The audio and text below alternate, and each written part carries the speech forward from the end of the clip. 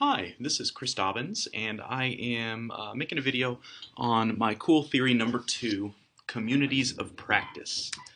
So communities of practice are defined as groups of people who share a concern or passion for something they do and learn how to do it better as they interact regularly.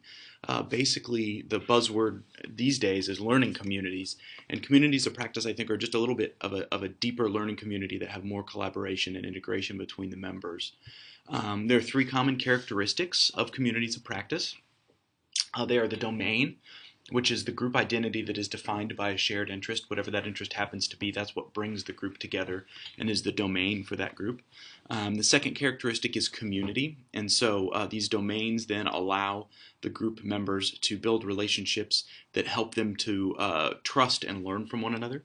And then the third characteristic is practice, and so this is where each member that is part of the domain has created a community and now has knowledge that they can share, and then the community gains that knowledge, and over the course of time and interaction, working together, all the members of the group learn in a common way, helping one another out. So why did I choose communities of practice? I think that the communities of practice have a direct correlation to ensemble-based music learning, which is what my specialty area really is. I think there's opportunities to create learning communities and indeed communities of practice within our already existing ensembles. I think that the theory communities of practice also helps to provide answers as to how to change an ensemble from just a group of people that get together to play music to a group of people that are a true learning community. So their goal is common, getting together to play music, but now they're learning from one another, and I think that that learning and trust helps to breed a better experience for everybody that's involved. And also in reading about communities of practice, I was really inspired to think more critically about my own ensembles, how I run them and what the group experience really is, and to brainstorm ways to encourage learning communities to form within the ensembles that I teach. So how might I do that? How might I apply communities of practice to what I do? As mentioned, I think that ensembles are really ready-made to become communities of practice. I just think that as ensemble directors, we need to make some small changes and maybe give up a little bit of power. Currently, in a lot of ensembles, there's some time spent in sectionals and a lot of time spent in large group rehearsal. And I think if we let there be a little bit more sectional time, that is breaking our ensembles down into smaller groups that share the same goal. In an instrumental ensemble, it might be having all the flutes together and all the clarinets together and all the saxophones together. Then we encourage our students to learn from one another.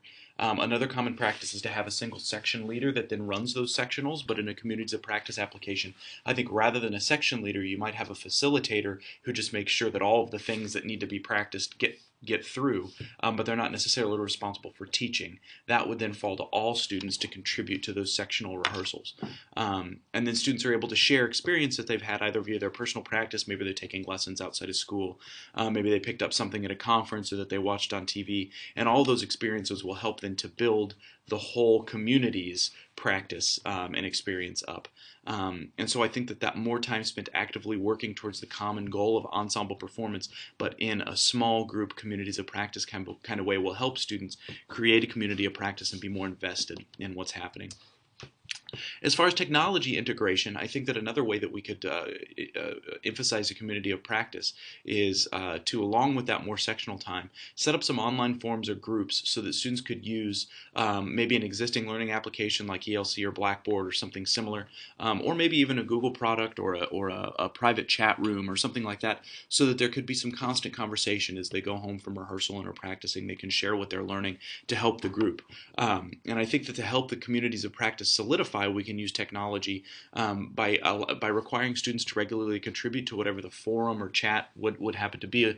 Hopefully, students then would be able to share breakthroughs. They could maybe share recordings that they found while they were practicing, maybe share performances from YouTube or something like that that will help all of the students learn together. And so that's my overview of communities of practice. I reference these couple of things in both my paper and throughout the PowerPoint slide that helped me to learn what communities of practice were and what they're about. So I hope that you enjoyed learning about communities of practice and will consider trying a communities of practice style approach in your own classroom.